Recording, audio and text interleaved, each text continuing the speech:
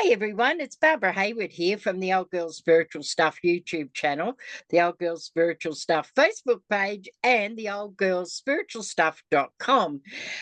Um, as you know, I have the ability to find an interview and become friends with the most incredible people. Um, and today is absolutely no exception. Now, I'd like to introduce, and I will tell you a little bit about her before I invite her to speak, but Portia Booker. And Portia is in Cleveland in America. And I met Portia through another really interesting Facebook page. This one's very dynamic and has incredibly dynamic women on it doing amazing things. Now, a part of Portia's background is in, I believe, producing television, videos, all sorts. She's the background lady that's begun to make my videos just amazing. And this is part of what she does. But this is not who she is. This is what she does. And I will tell you, she's amazing at it. So if you want anybody to produce your videos or anything like that, please contact Portia. You will not be disappointed. She's taking my videos to a place I didn't even know existed, and we've just begun working together. However, the other side of Portia, like all of us, we all have a story, and it's our story that creates the magnificence or brings the magnificence out. You know, I have a saying, we are born magnificent, we will die magnificent, we are magnificent, except very few of us realize that. And when I look at Portia, she has got such an amazing energy. She's very serious lady, and she's very dry humor in what we would call in Australia or New Zealand. And like all our stories, her story, which comes from grief, has has created her her journey, has created her character, has created her integrity, has created her morality, all those beautiful characteristics that we all aim to have. And it is with my utmost pleasure that I asked Portia today to please, Portia, would you mind just sharing your story, how you got to where you are? And I'm talking on a personal level here, because always what I know, that what we do in life, our career, everything, comes from who we are inside, and that will change as we change within us. So I'm going to hand it over to you, Portia. Welcome, welcome. First of all, Miss Barbara, as I call you, the Oracle, I extend so much gratitude to you for the introduction. So generous, so magnificently generous, so beautiful of you to do that for me, and also to have me on your platform. Because the one thing that you brought up is how each of us has a story. What I do with producing is not who I am. My story is birthed from a place of grief, like many of us. You know, I'm a firm believer that the worst part of you is the best part of you. And my grief story is no stranger to anybody else out there. Just mine happened to start with my career when I was a TV producer for a very prominent network. And I was so married to that title of being a producer, making my way up the corporate ladder and showing everybody that I could do it, you know, thinking about all the traveling I would do, all the different connections. But there was a discrepancy in that storyline. And what that discrepancy was, there was a part of me that was getting a fulfillment of telling these stories. But then there was another part where I'm questioning, how much impact am I really making in the world, in this system that was designed to keep people stuck and a prisoner? And that is not who I am to my core. I love to share the stories of other people, everyday people, because everyday people are the ones who have experienced hardship, who've experienced adversity, who've experienced frustration, who know what it's like to lose everything and still find gratitude in one single thing, being able to breathe every single day. And so that day of me standing on that bridge in 2017, wanting to jump off and in my own life because of that discrepancy, that interruption, that conflict, I'm forever grateful that I didn't. I'm forever grateful for my professor who called my cell phone that day, because that was the beginning of my rebirth. That was the beginning of me starting to question, what is this life truly about? Is this really what Portia's life is geared to be? Have I let other people's ideas and everything else become the blueprint for something that I never wanted? And so How fast, old roughly were you? I was, well, I don't want to tell my age right now, Miss Barb. I'm gonna be nice. No, no, no, but Let's just roughly I, within the I decade. was I was 26 when that Right. happened. And Okay. that was really the rebirth for me, because I remember going to the hospital and sitting on that hospital bed thinking there's more to Portia's life than this. And I have a tattoo on my shoulder right now that says, don't write your ending, because that was the moment I realized I'm in control of the direction of my life.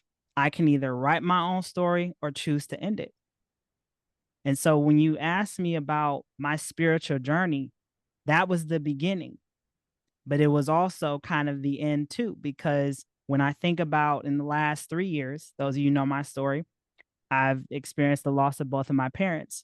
And I mostly speak about my mother because my mom was my rock. She was my shield. She was my role model. She was my person. Me and my dad, I'm going to speak about him for a little bit. Me and him, we didn't always have the best relationship. And there's unique grief that I have with that, about the relationship that I never had and the relationship that I did have as he was transitioning. But when I think back to when my mom made her transition to be 3 years on July 7th this year, I remember being at July the odds. 7th. Yes, July 7th. That's correct. I remember being at odds with God. I remember sitting, telling God, you know what? Why don't you just take me too? You didn't took my mom, you took my dream career, you took my granny. What are you keeping me here for? What do you want from me? And I remember I wrote God a couple of not too nice letters. I was brutally honest. I said, we can go in my front yard and have a WWE SmackDown match and it still won't be enough. Because help me understand, do you like to watch your children suffer? And I wrote God 2 letters because that's just me. I'm Shay's kid. So, of course, I got to be the extra one. And God responded. I mean, God literally told Yeah. me, Portia, take a seat, my child. I needed you back. You were becoming too consumed with other things instead of what I put you here to do.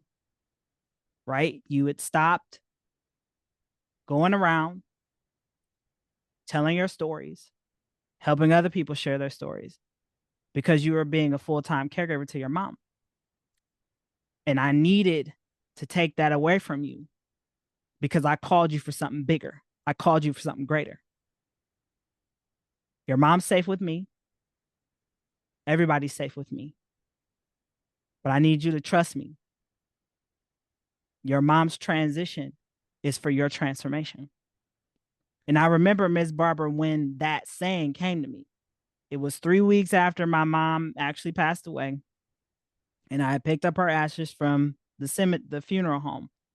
And I referenced the TikTok video of the owl flying into the passenger window and landing on the guy's lap. Well, I'm glad it wasn't an owl, because I probably would have flipped out. But the epiphany Exactly. that came into the window that said, Portia, what if your mom's transition is for your transformation? And I'm looking in the sky and I'm thinking, well, what does that even mean? How is her transition for my greater good? How does that even make a lick of sense? But I slowly started to see it because when I was a full-time caregiver of my mom, I couldn't go out with my friends. I resented a lot of people because they didn't have the hardship and the burden that I had. Yeah. And when my mom actually made her transition, or even beforehand, an hour before my mom transitioned, I'm going a little bit backwards here, but it's applicable. An Fine. hour before my mom transitioned, me and her had a conversation. And I have that conversation recorded on my phone. And I had to give my mom permission to go. I tell her, Ma, it's okay, you can go. And she said, okay, darling. She said, Portia, I told her, I said, Ma, thank you. Thank you for being my cheerleader.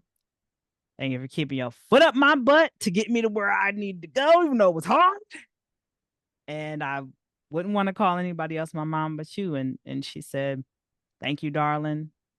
We did it. We did it to the end. And I want you to go for it, Portia. Go for your dreams. Don't settle for anything. Can I just say something here, please? This is something a lot of people don't understand, Mm-mm. but it's something I learnt decades ago. Even in our grief, when somebody is passing over, please give them permission to go, because most stay back because of our grief. But we need to be in grief, but above that at the same time. Mm-hmm. So please allow those around you who are in the journey of passing, allow them that journey with blessing. That's so important. It's so important for their gentle arrival on the other side. That's all I want to say. No, and I'm glad you brought that up because it's hard in the moment. Like, I mean, Yeah. Ms. Barbara, when I think back to that day, I don't know how I did it. But the thing of it is, I knew then that I was covered by God then, because when I got the phone call that day of my mom, the hospital telling me that our oxygen wouldn't go above a certain level and I need to make a decision, I remember saying a prayer in that moment because I was still here in the house. I said, God, if it's my mom's time to go, I surrender her to you, but I need one promise. One. I said, let her go peacefully. And she did. And I had to just trust in what that peace was going to be and going to look like. But the thing of it is, Miss Barbara, like, it's hard for us to see the miracles that are also simultaneously happening during the tragic moments that we're currently in. Like, I remember the phone calls from one of my good friends who's an airline pilot. She would not get on the plane to fly the plane until she called me that same day of my mom's transition. I remember running into my primary care doctor in before I even got on the elevator to go up to see my mom. And she hugged me. I told her everything that was going on. Right. And just little things like that, how I was comforted throughout that entire day. I was reminded that I wasn't by myself. And then also the recording that I have of my mom, that last conversation. And what's funny is a couple weeks ago, I was on my YouTube channel. I wanted to make a cool post for my mom on Mother's Day, even though I still did, but not the one that I wanted to. Well, I found the hour-long interview that I did with my mom on my show, Grew with Portia. And what's interesting is the same thank you that I gave her back in 2020 was very similar to what I said to her in the recording before she transitioned. So it's like, I'm glad I was able to give her flowers then. And also, I have a piece of her legacy that continues on with me. But as I brought up earlier, grief is about, is really about rebirth. It's birthing a transformation within you, but it's hard to see it in the initial because it's part of the human experience. And for me, when my mom gave me the permission to go for it, I started to see the ripple effect of it very quick. I mean, 3 months after my mom transitioned, I wrote my first book. It's audio only, Finding Grace Within Grief, Her Transition, My Transformation. And I questioned then, what if grief is not what we think? What if grief is about challenging the societal Oh, narrative that you have to yeah. be stuck in resentment, in isolation, in frustration, and envy? And what if you get to choose your grief journey? I chose to go a different route with my grief because the very next day after my mom transitioned, I was sitting on the porch and the sky was the same color pink, actually the same color that I have on, and which was the same color as my mom's robe that she wore.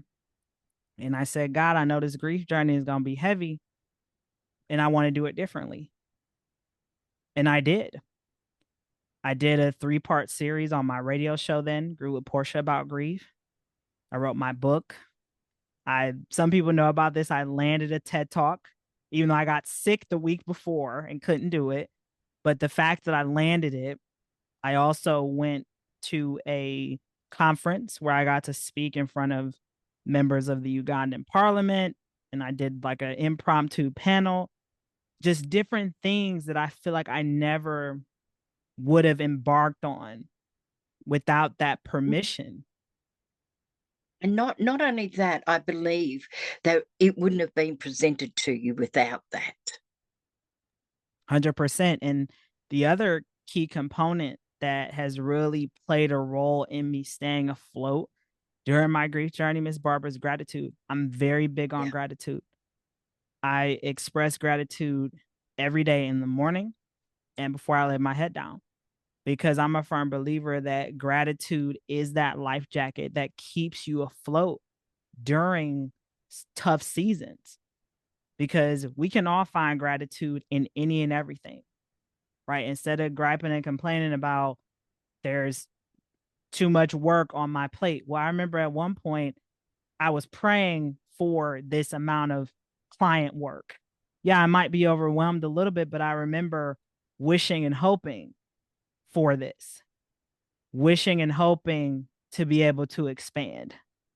Well, I didn't even know what direction to go at one point. And so, really finding the gratitude in the current life that I have, in the current seat of occupancy. I remember even on my mom's, the very next day after my mom transitioned, I wrote about everything that I was grateful for from her.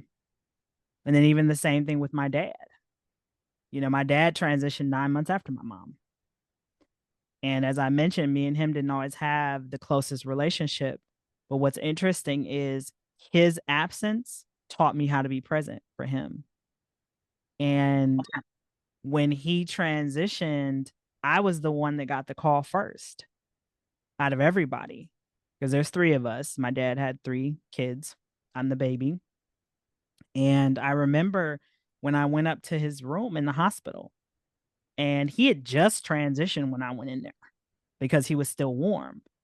And I said a prayer for him that he would find peace, that wherever he goes, he can be himself, because by the end of his life, he didn't remember all his accomplishments. He didn't remember all of his music gigs and singing and his friends and all of that stuff. He didn't remember any of that. And that's no way to be when you're here. And I remember during his service, I said a prayer to my mom and dad. I said, "Ma, Dad, what do you want me to say to our family and friends, since we lost both of y'all now? So now I got to be the one to deliver the reflection at your service. So what do you want me to say?" And again, I got a response. Those of you know my mom taught special education for 13 years in the school district here. And when we're all in school, right, Miss Barbara, we all want to be straight A students, right? That's the Of golden, course. right? That's the golden trophy that we all strive for. Well, my mom gave me 2 F's in the dream. She gave me the 2 words, focus and forgiveness. And I said, okay, well, this is what I'm going to roll with when I start my dad's reflection at his service. And as I went up to the podium, I asked everybody, where is our focus today? Is our focus on the fact that we've lost our uncle, our friend, our brother, my dad? Or is our focus on what truly matters? Are we going to choose to hold on to unforgiveness, or are we going to choose to forgive because life is very short, as we can tell? What lessons have we learned and that we're going to hold on to from each of these individuals who we've lost? Are we going to choose to die in the casket with them, or are we going to choose to live? What are we choosing to do as we sit in this room and mourn an empty suit that's no longer present?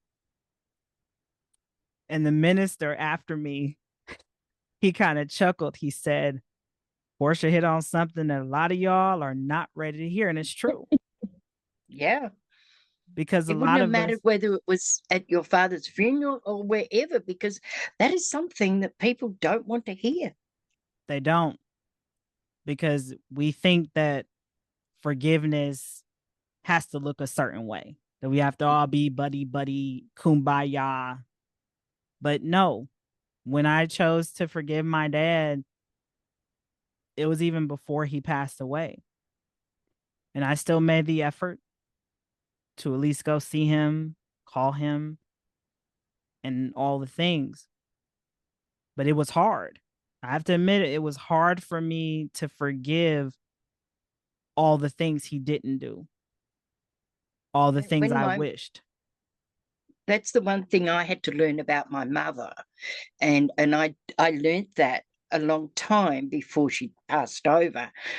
And what I looked at was, I love you for who you are and who you are not. And it's who you are not that created the pain.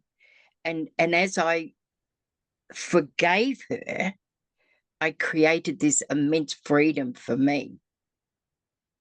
Yeah. And that's what forgiveness is about. It's not about changing somebody else or giving them permission to be more or different. It's about releasing ourselves from that chain that locks us in of pain for who they are not to us. Yeah. Wow. And accepting that there's nothing wrong with you, right? Yeah. You're setting yourself Yeah. free from that pain that you mentioned Yeah. instead of holding on to it for years down the line. And that's a whole nother grief journey in itself Is of and people. did you get any type of reaction after the service from your eulogy, if we'll call it that? A couple people came up to me and asked me, was I a speaker and things of that nature? And I did bring that up, yes. And I think actually from that service, maybe it was a different service that I went to and spoke at, because I did get ordained the same year my dad's transition. And, my primarily, I've only done one wedding, two services, two funerals.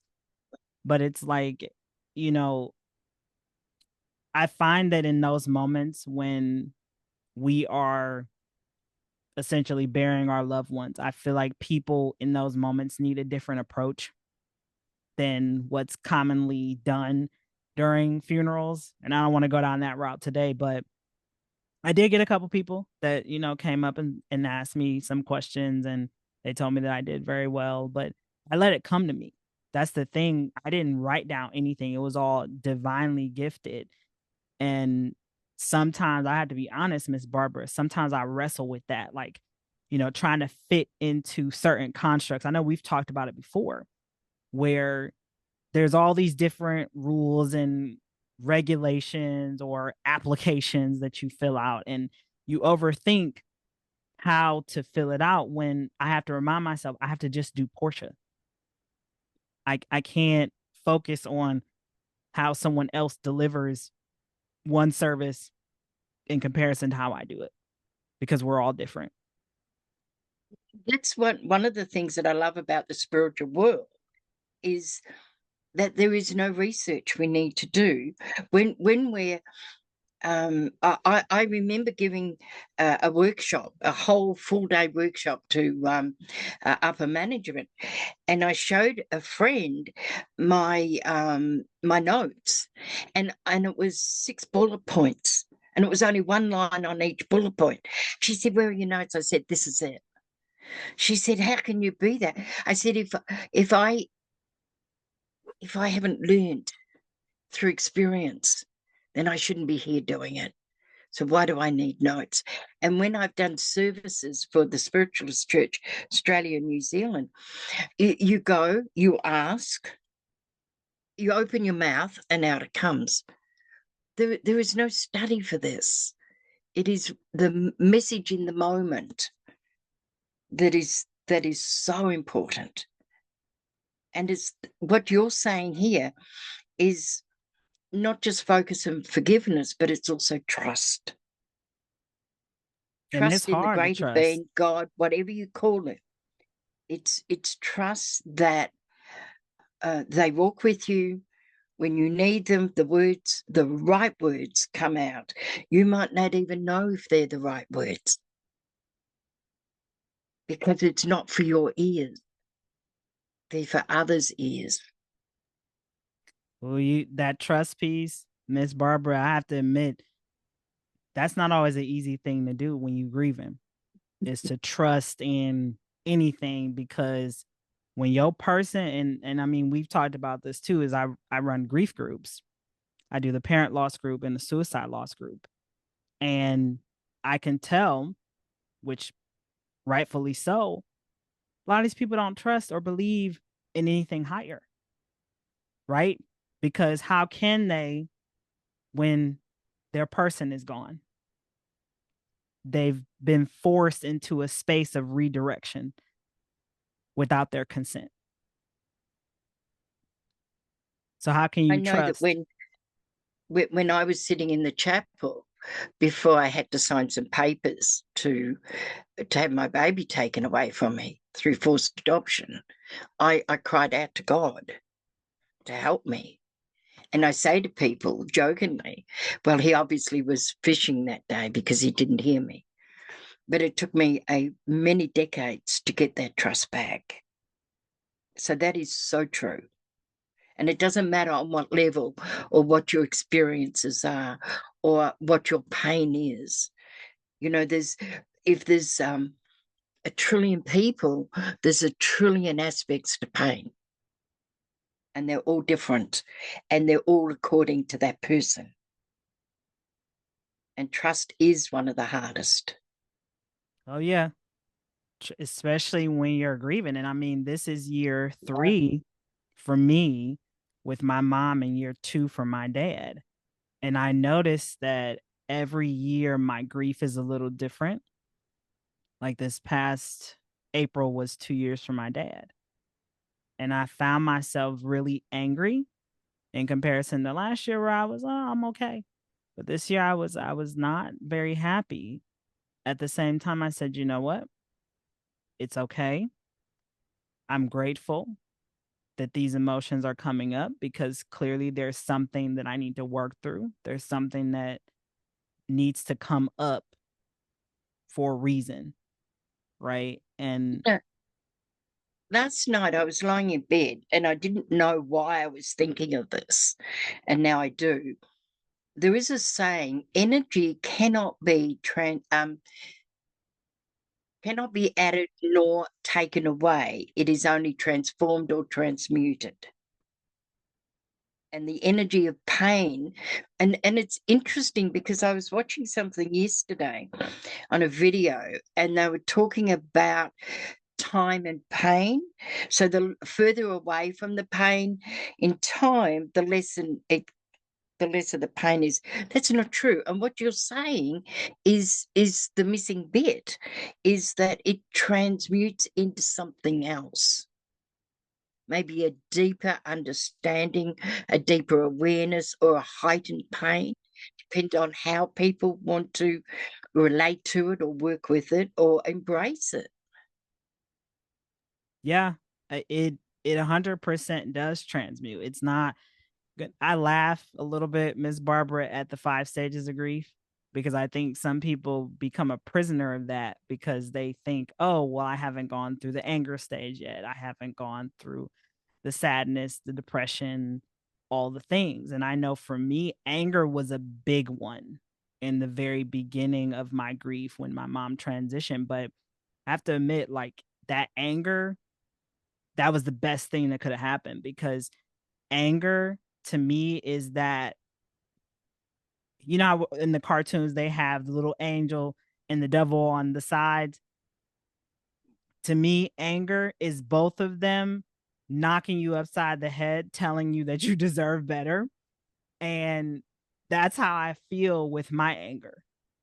My anger, I was able to take it and literally transmute it into something creative, because that's what it And needs. that's the yeah, that's the That's joy of anger that mm-hmm. I see, is it starts you into action Yep. of some sort, if you like. It's like so angry. I remember a time that I became very angry and I wanted to sue somebody, and I decided, over a weekend, that if they got a problem with me now, they're going to hear my name no matter where they go in the North Island. They're going to hear my name. So I was able to take that anger and make it into a career. I got a career out of it. And so it doesn't matter what the anger's for. It's um it's when you get comfortable in a pain. There is a saying, God comforts the disturbed and disturbs the comfortable. So when you get into that pain, grief that locks you in, you're comfortable in it, in the uncomfortableness of it. Oh yeah. So what did you do? What did you do with your anger? How did it change things for you? That anger was transmuted into my book, Finding Grace Within Grief, her transition, my transformation. That's where a lot of it went. In addition to it, I was able to really see that there was a greater need for more conversations around grief, more conversations, or in general, holding space for people to talk about their loved one. Because I find people every day are telling me that they lost their mom, their sibling, their friend, their pet, and they just want a safe space to talk about their person without somebody trying to fix them or regurgitating the platitudes of they're in a better place. I'm sorry for your loss. My condolences. They just want a place to talk about them because they meant something to them. They left an imprint on them. I love to say that we are a collective of the imprints of all the people and experiences that we have had in our life. And they just want to, in their talking about them, they just want to remember them because they've lost them. They want to hold on to those memories. That is, I think that is really wise, what you've just said, to give people for the for let's say the first 6 months, give them space to talk.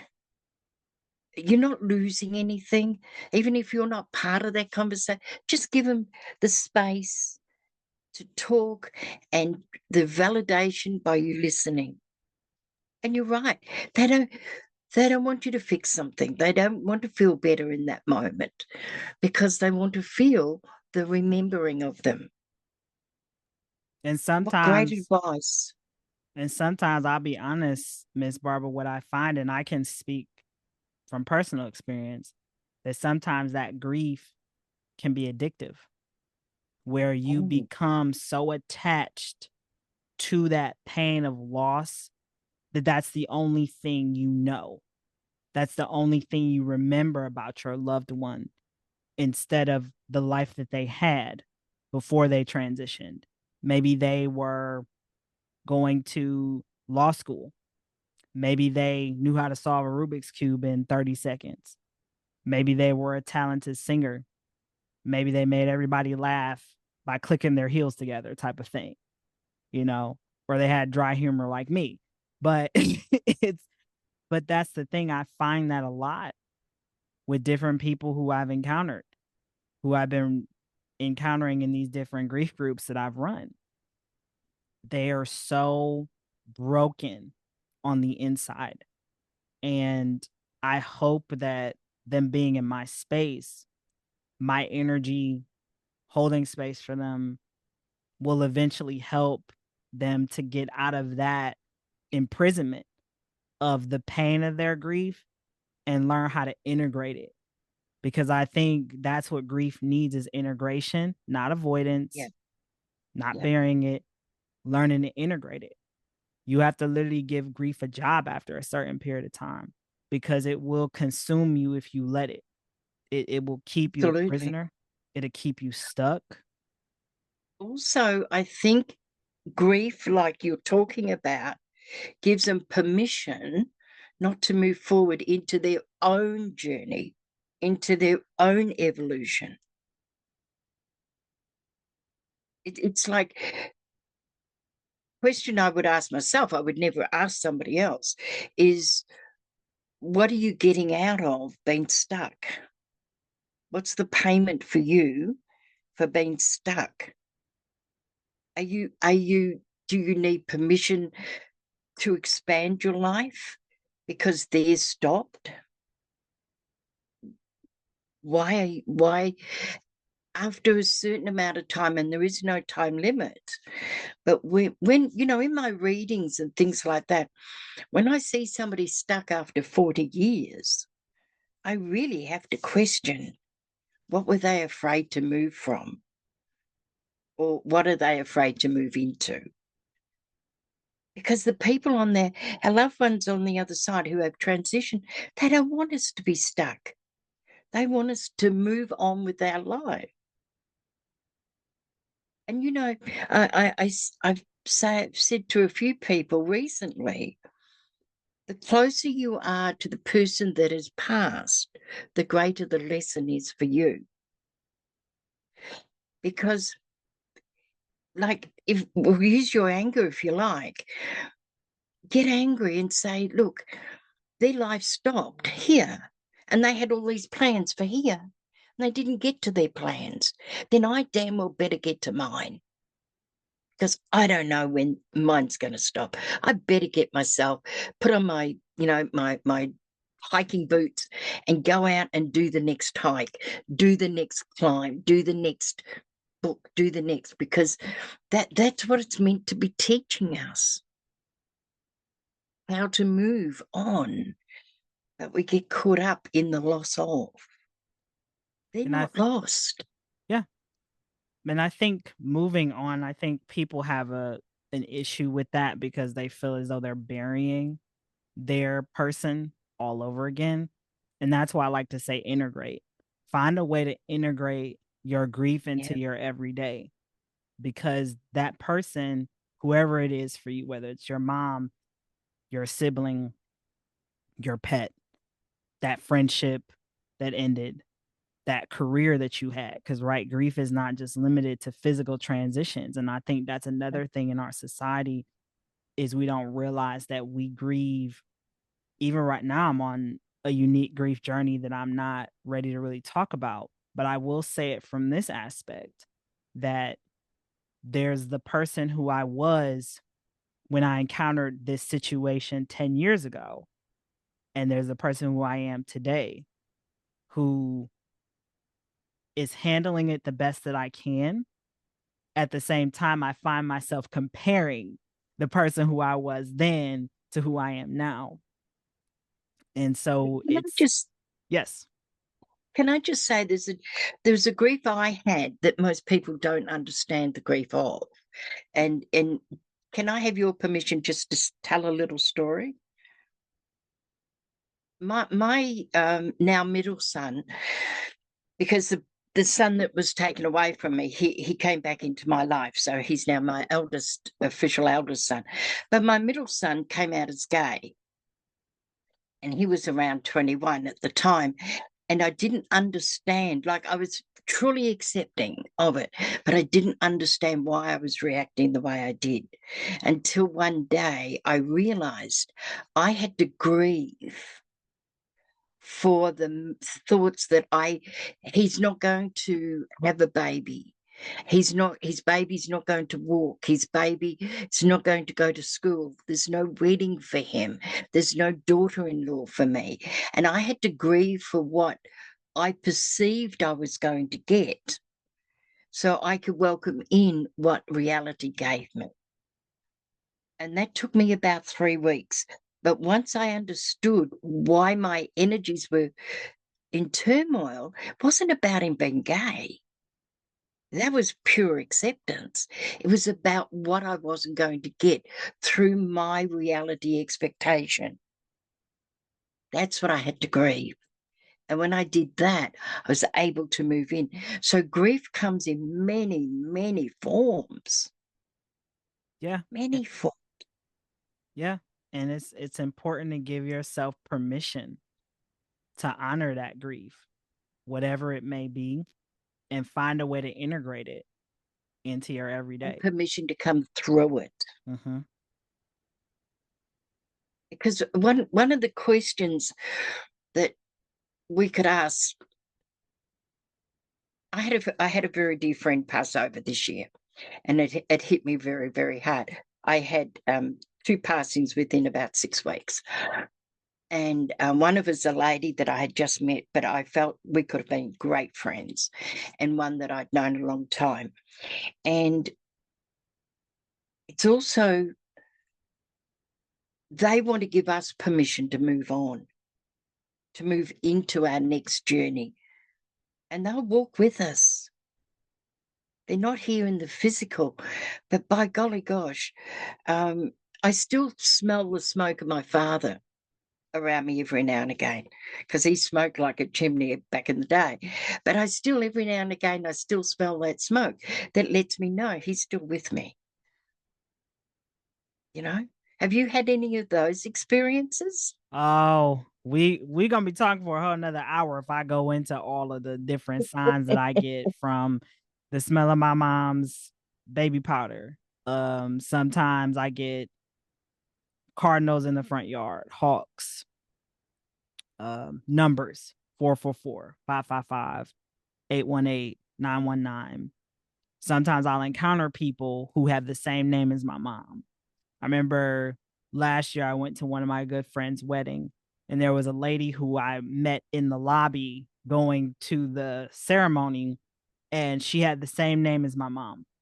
And I just happened to talk to her for a minute, and she was asking me how I knew the couple and that. And when she grabbed both of my hands, I almost start crying because she had the same grip as my mom. And then she had the same name. And I'm like, you've got to be kidding me. So I've had so many different encounters.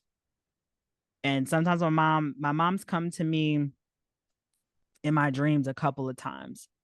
I remember the most vivid one was in 2023 when I went to Canada. And me and my mom were sitting at the kitchen table in the dream like we always did. I made her coffee. And she said to me, she said a special message. She said, Portia, I'm okay. I am okay. Listen to me. I need you to let go of all the anger and resentment you have towards our family about your grief because they don't understand. You are on a special assignment. Don't worry about going about it on your own because I'm always with you. I'm always here. She said, but let go of the anger and resentment you have towards our family because they don't understand. And that really stood out to me because it makes sense, because we don't realize we may have lost the same person, but our relationship with that person is also different. And everybody grieves differently. I'm grieving differently than my siblings, my mom's siblings, my cousins. And sometimes it's hard for us to give each other grace when we lose the same person because grief is so personal.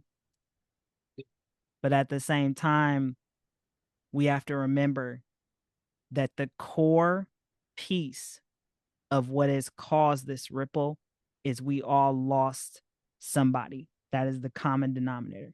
That love energy that we were used to having from that person's presence has changed. And now the bigger question is, how do we redirect that love energy back to ourselves and open ourselves up How to did you do experience more? that for you? What really helped me was number one, identifying my support team,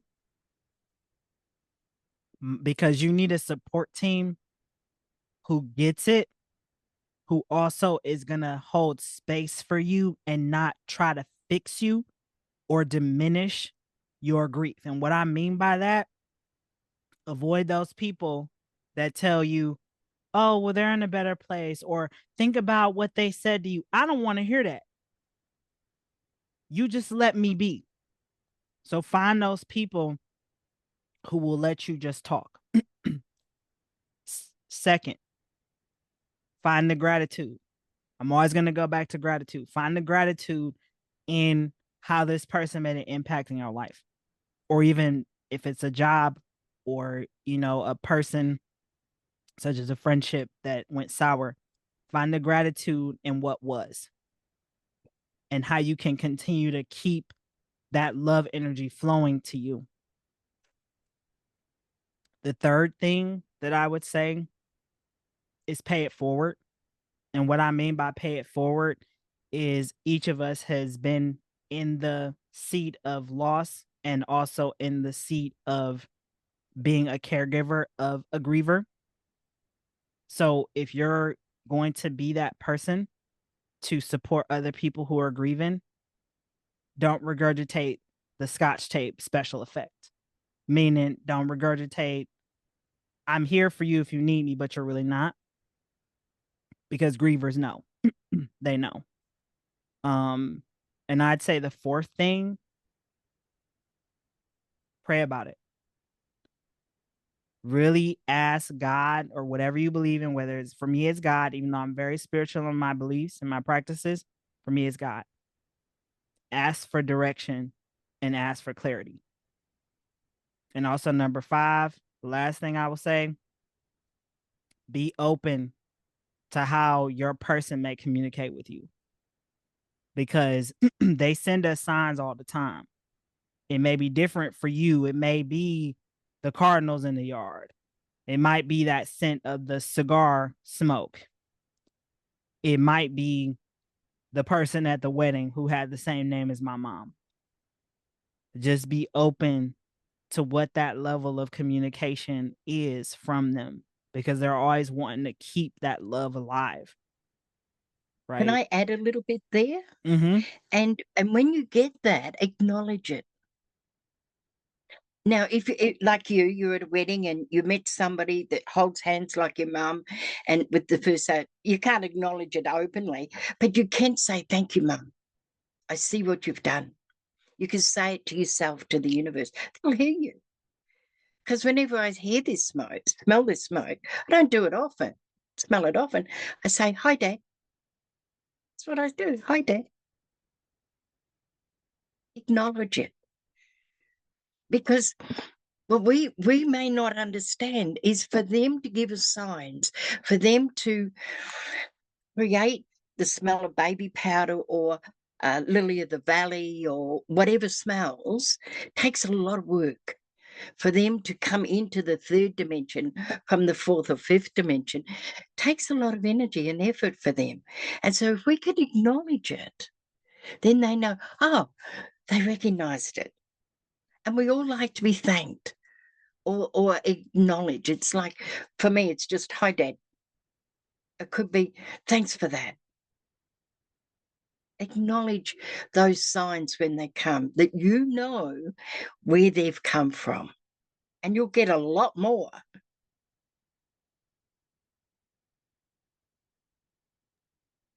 Yeah, I get them all the time. That's for a whole nother, Miss Barbara. We can have a whole nother conversation about all the And we signs, because will, let there's me tell you, we will. Portia, thank you so much. This has been a real eye-opener for me. You are so beautifully spoken. You are so incredible in how you put your word pictures together in your articulate way of speaking. In amongst that, you have this way of bringing the emotions with it. Thank you for being my friend, and thank you for joining us today and sharing your wisdom and your journey and your story. Wasn't it Robert Stack who used to say, there is, like 1,650,000 stories in New York or something? It was a murder thing once a week. I remember watching it. And what he's saying is everyone has a story that is unique to them. And the other aspect to that I absolutely love is that your story that is unique to you allows others to embrace their story that is similar to yours. And when people will listen to this, and over the next several decades, it'll be out well after I'm gone, it gives them permission to understand their stories better because of the way you express your story. So thank you so much. You have a most beautiful day, a most beautiful year, and I will put up, well, actually, Portia will put up, because she's my producer, the links to investigate her work, investigate who she is, investigate her grief journey in relationship to your grief journey. Allow Portia to be, even if it's just a distant mentor, with her wisdom and her advice coming from her true, real, down-to-earth urban experiences. So thank you so much. And until we meet again, stay rooted in your light. Bye-bye, everyone.